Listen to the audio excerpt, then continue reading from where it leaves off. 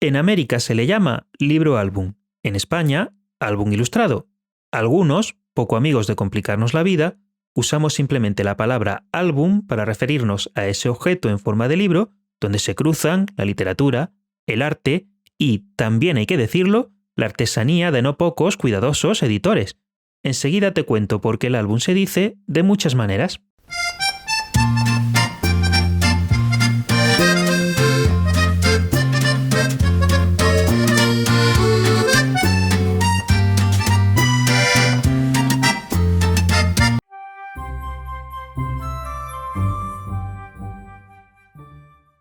A los niños de hoy les parece que es verdad lo que ven en las pantallas.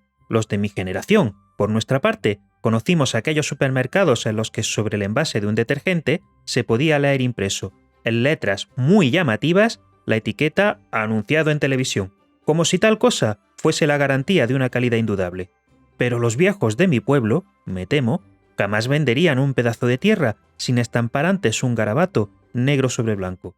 A ellos les he escuchado no pocas veces proferir algo así como «yo, lo que digan los papeles». Incluso en momentos de la historia en los que la oralidad fue la auténtica vertebradora de la vida cotidiana, la importancia concedida a la escritura ha dotado a ésta de un poderoso carácter de autoridad, como si toda letra, hasta la más humilde, estuviese cincelada en el mármol. Nada de esto es nuevo.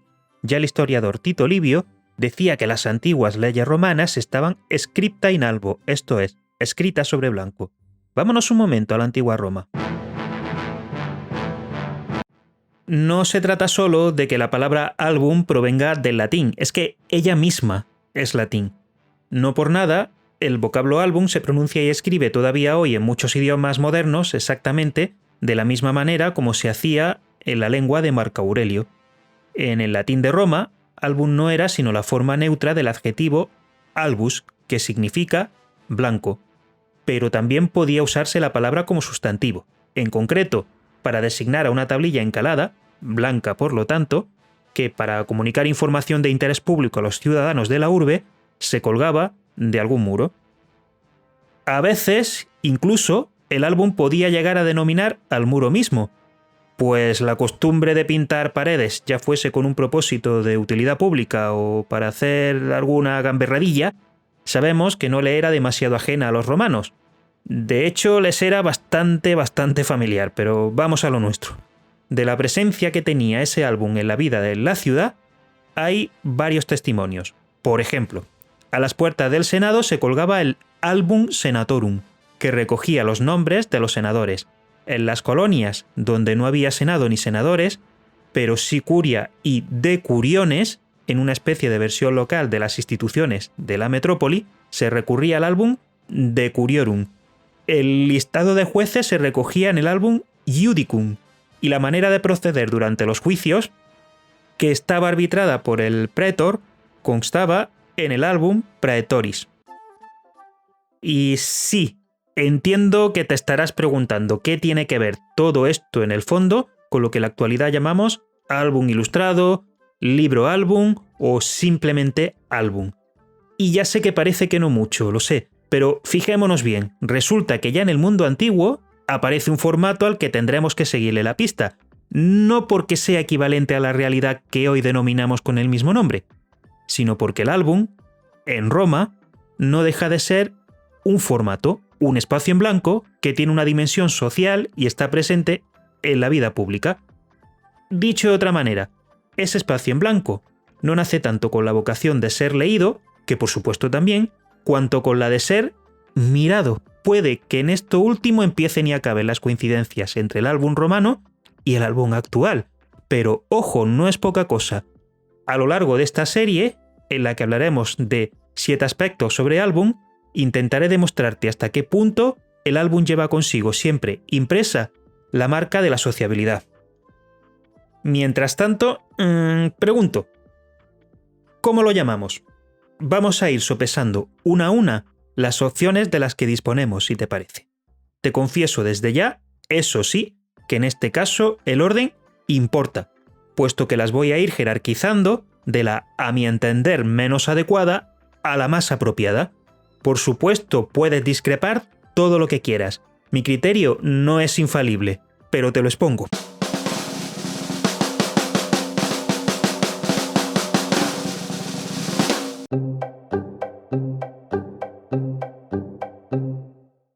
La primera opción, álbum ilustrado, es seguramente la más frecuente en España y tiene la virtud de ayudarnos a no confundir el álbum con el libro ilustrado.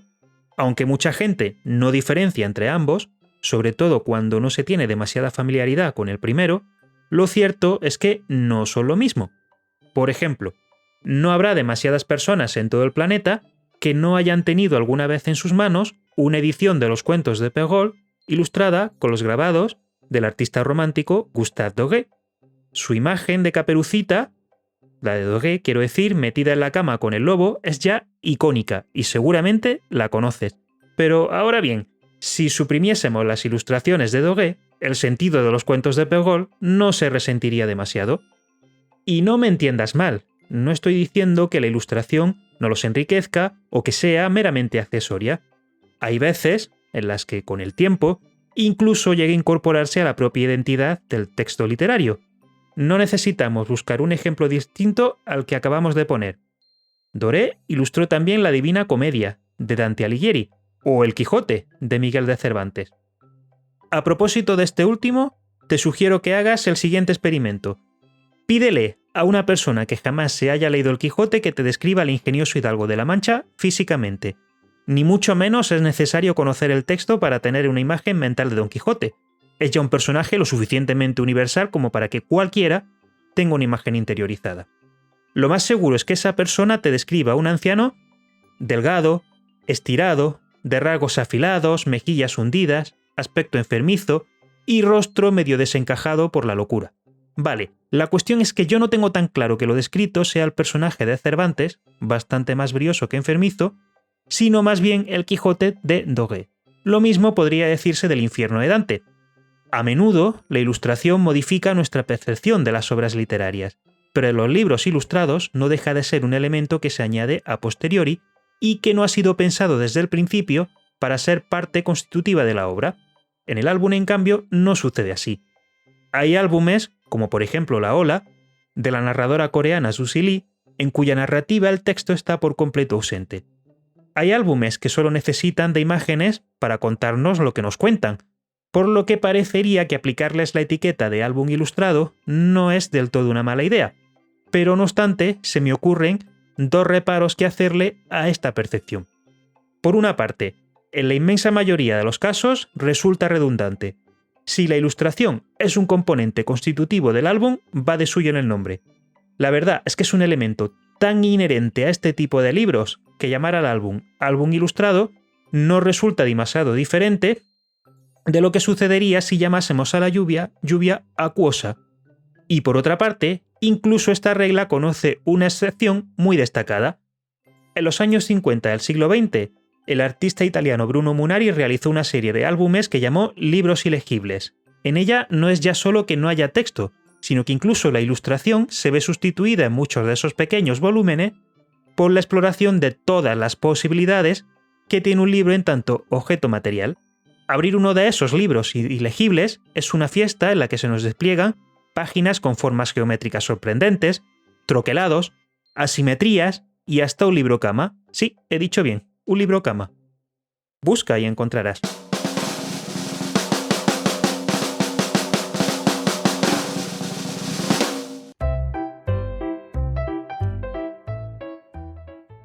La segunda manera de aludir al álbum es la más frecuente en el español de América, donde se le llama libro álbum. Me gusta esa opción especialmente, porque la palabra libro, allá donde aparece, es siempre una invitación a buscar y construir sentido. Una de las 7 cosas que abordaremos en esta primera serie sobre el álbum será su condición de formato, que en mi opinión debe anteponerse a la de género literario. Otra, sus orígenes en el ámbito de lo que la crítica especializada suele llamar literatura efímera.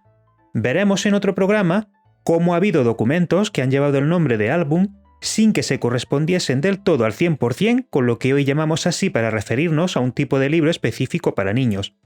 A mí siempre me ha parecido reconocer, en esta forma de aludir a este formato, como libro álbum, una intención que comparto de dignificarlo.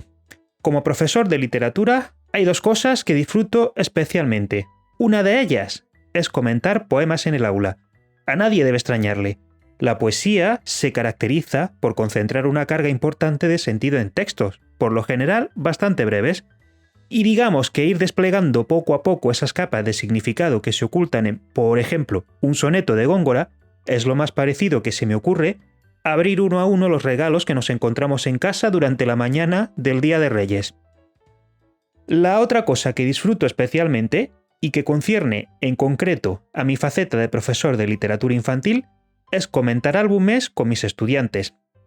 Pocas veces se es más consciente de lo que vale un libro que cuando se abre un álbum en el aula. Puedo recitar de memoria algunos poemas que me gustan, especialmente porque la poesía, al fin y al cabo, es voz. Voz para la que hemos tenido que inventar una tecnología llamada escritura que nos permite fijarla. Pero un álbum es efectivamente un libro. Y ese es un principio material que no se puede eludir, ni falta que hace. Comentar un álbum es algo que nos demanda desarrollar estrategias interpretativas muy particulares. Es necesario aprender cómo se relacionan entre sí las imágenes y qué mecanismos cognitivos ponemos en marcha para interpretarlas sin limitarnos a volcar, sin más, sobre ellas las categorías gramaticales que hemos interiorizado tras años de una educación literaria de la que siempre estuvieron excluidas. En el álbum, su propia forma de libro apuntala su sentido, como veremos en otro episodio de esta serie, y este es un detalle que conviene que no olvidemos. Un álbum de fotografía, por ejemplo, sigue siendo un álbum, pero en él su condición de libro queda relegada a un plano muy secundario. El soporte en ese caso no es un elemento significante, como sí lo es en el álbum.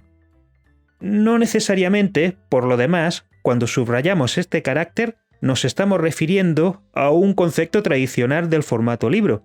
Sobre la mesa, por ejemplo, tengo ahora mismo un ejemplar de Coroco, de Millie Bast. Es un álbum sin palabras que se despliega como un acordeón y cuya historia se nos cuenta aprovechando la reversibilidad del papel. Aún así, no es esta la denominación con la que me voy a quedar.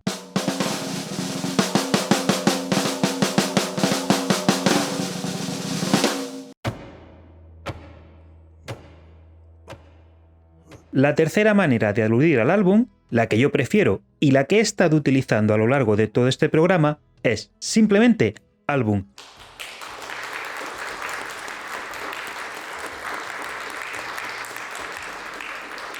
¿Y si conecto ahora con la idea anterior? Acabo de mencionar a Coro, y lo cierto es que no puedo evitar preguntarme si ese formato tan poco habitual en la edición tradicional de libros y sin embargo tan libre de campar a sus anchas en la edición de álbumes, no me obliga a establecer de algún modo una distinción entre ambas cosas. Es verdad que un álbum puede organizarse, como de hecho hace la mayoría, de un modo relativamente convencional por lo que respecta al formato libro, pero también que con frecuencia se aleja de él. Y ante esto tenemos dos opciones. Dos cosas que podemos hacer con la palabra libro cuando pensamos en el álbum. O la descartamos o la redefinimos. Soy partidario de lo segundo. Ya dije antes, además, que el nombre de libro álbum no me disgusta en absoluto, pero como sucedía con el término álbum ilustrado, me acaba pareciendo algo redundante. Sé bien que hay varios objetos que aceptan el nombre de álbum y que nada tienen que ver con el que estamos abordando aquí. No me parece, sin embargo, que haya que especificar tanto para referirnos a uno de ellos que hace ya mucho se ha ganado un lugar en las preferencias de lectores de todo el mundo. No sé si quien escuche esto será muy consciente de que el álbum está de moda desde hace un tiempo, concretamente desde el siglo XIX. Si a eso le sumamos que el lenguaje humano tiende a regirse por un principio de economía, me quedo con la denominación de álbum, a secas. No particulariza tanto un solo aspecto de un objeto complejo y heterogéneo. Al mismo tiempo, es lo suficientemente amplia como para incluir sin contradicción todas las perspectivas que van implícitas en las otras dos denominaciones. Así pues, y sin perder de vista nunca que ya ha llovido algo desde tiempos de los romanos, álbum es el nombre que voy a preferir sobre el resto. Álbum a secas. Como todo en esta vida, cuanto más sencillo, mejor.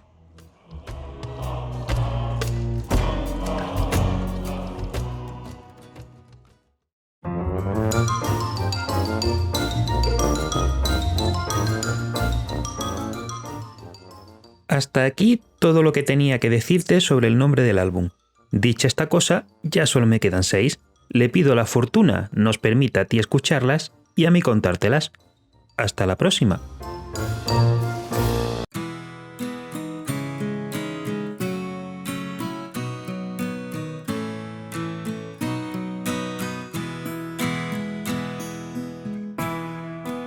La lupa sobre el mapa es un proyecto de divulgación, crítica y análisis sobre literatura infantil y juvenil que llevo a cabo por amor a los libros para niños.